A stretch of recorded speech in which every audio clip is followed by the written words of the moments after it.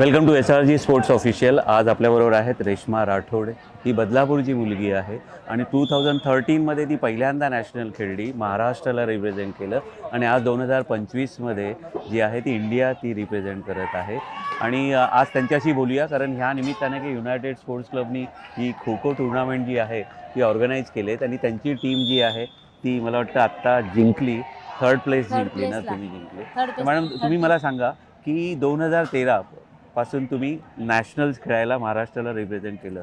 तुमची हा जो प्रवास आहे खो खोचा, कोणत्या वर्षापासून तुम्ही खो खो खेळायला लागलात? मी 2008-09 पासून खो खो स्टार्ट केलं आहे. अच्छा, आणि पहिली नॅशनल म्हणजे माझी सांगली येथे झालेली 14मध्ये.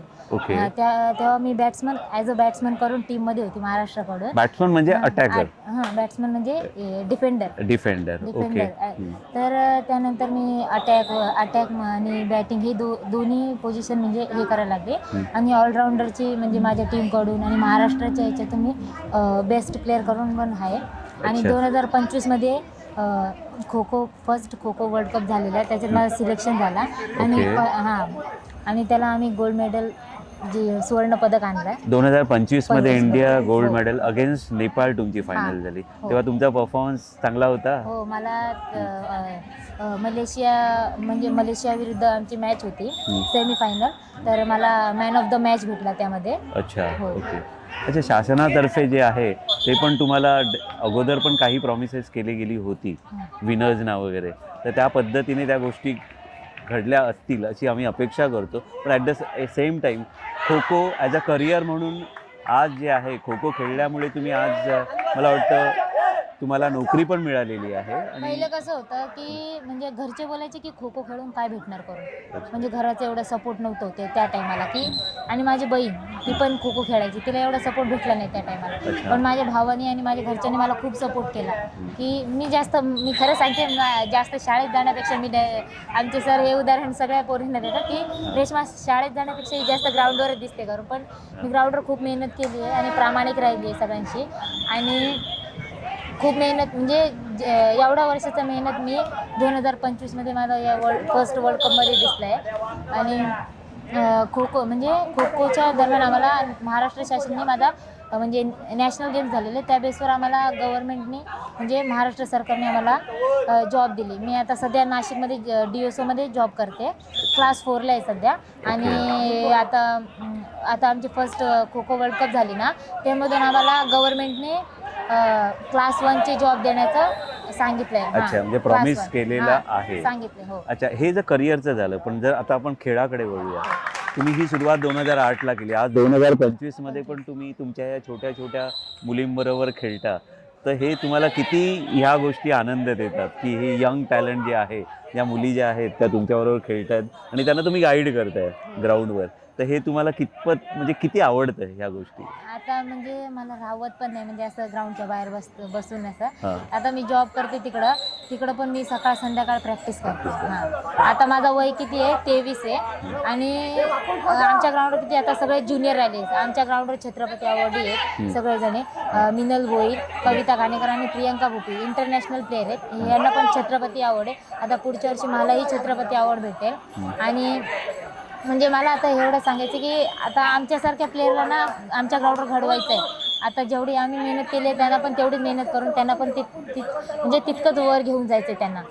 आणि त्यांना पण म्हणजे वरच्या लेवलवरपर्यंत खेळायचं आहे. आता हा बदल झालाय का की ज्यांच्या ह्या मुलींचे आई वडील जे आहेत ते सपोर्ट करतात ह्या मुलींना? हो, भरपूर. आता मी माझीच गोष्ट सांगते. मी एका म्हणजे छोट्याशा म्हणजे माझं कसं घर आहे, पत्र्याचं आहे, छोटंच घर आहे, म्हणजे असं नाही की मोठं वगैरे काही, छोटंच घर आहे. आणि कसं आहे, आमच्या चाळ आहे तिथं, म्हणजे जास्त करून आमच्या इथलीच पोरी आहेत त्या टीममध्ये बघायला गेलं.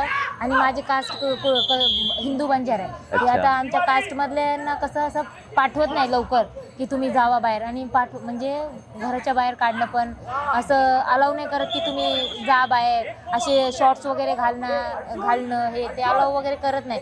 मग त्यामुळं कसं आता ते जे मी खेळली वर्ल्ड कप त्या बेसवर आमच्या इथल्या म्हणजे आजूबाजूतले त्यांना वाटलं की हिला एवढे पैसे, हिला एवढी नोकरी भेटली की आमच्या पोरांना काय नाही भेटू शकत.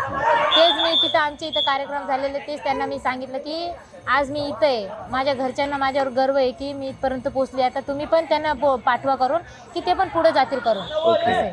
मला वाटतं म्हणजे की तुमच्यामुळे ह्या मुलींना पण मोटिवेशन मिळालं आणि नॅचरली आजूबाजूच्या हो, तुमच्या भरपूर परिसरामध्ये राहणाऱ्या मुलं जे आहेत की तुमच्याकडे बघून खो खो शिकायला लागले. भरपूर तर ह्या गोष्टी तुम्हाला ह्या जेव्हा तुम्ही बघता तेव्हा तुम्हाला कुठेतरी सार्थक झाल्यासारखं वाटतं की खो खो खेळाकडे आपण वळलो ते चांगलं झालं. खूप चांगलं झालंय, मला नोकरी भेटली. म्हणजे प्रत्येकाला कसं असतं की हां. खेळून काय भेटणार, एक सिक्युरिटी हां. लागते लाईफ हां. मध्ये की की एक काहीतरी कमवावा लागतो. एवढं खेळून खेळून काय भेटणार आहे असं असतं की आता जॉब भेटल्यापासून मला कोणच काही बोलत नाही. अच्छा. जोपर्यंत काय म्हणजे प्लेअरकडे ना जोपर्यंत काही येत नाही ना तोपर्यंत सगळे बोलतात की याच्याकडे हे नाही ते नाही करून, आणि जेव्हा त्याला भेटतो ना तेव्हा कोणच काही बोलायला येत नाही. असं आहे. नाही, खरं म्हणजे काय आहे की खेळाची आवड असणं आवश्यक आहे आणि ती हां, आवड मेन असेल तर गोष्ट. ती जोपासणं आवश्यक आहे. मात्र आपली जी परिस्थिती असते, जी आर्थिक परिस्थिती असते त्याच्यामध्ये ह्या गोष्टी जरा जास्त येतात की करिअर म्हणून हे कसं आपण बघायचं. पण मला वाटतं की इंडियामध्ये, भारतामध्ये जे आहे हे स्पोर्ट्सचं ऑप्शन जे आहे ते करिअर म्हणून पण चांगलं आहे. आणि आता परिस्थिती बदललेली आहे की जी ह्या मुलांसाठी, या छोट्या छोट्या मुलींसाठी, या खेळाडूंसाठी अतिशय चांगली आहे.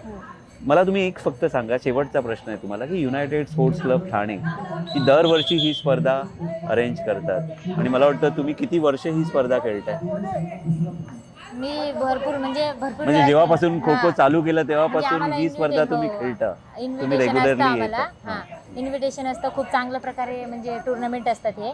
आणि म्हणजे ग्राउंड वगैरे पण खूप चांगले इथं, म्हणजे सगळे मार्किंग वगैरे आम्हाला म्हणजे सोयीस्त पूर्ण भेटतात. आणि ग्राउंडला वगैरे म्हणजे पाणी वगैरे खूप चांगल्या प्रकारे म्हणजे सोयी. अच्छा, म्हणजे सुविधा आहे. सुविधा वगैरे म्हणजे चांगली तो तुम्ही आहे. म्हणजे ठाण्यामध्ये हां, ही जी जसं संस्था पाहिजे आहे ती तसं. जी हां. करते हो. ते मनापासून करते असं हो. तुम्हाला वाटतं. हो.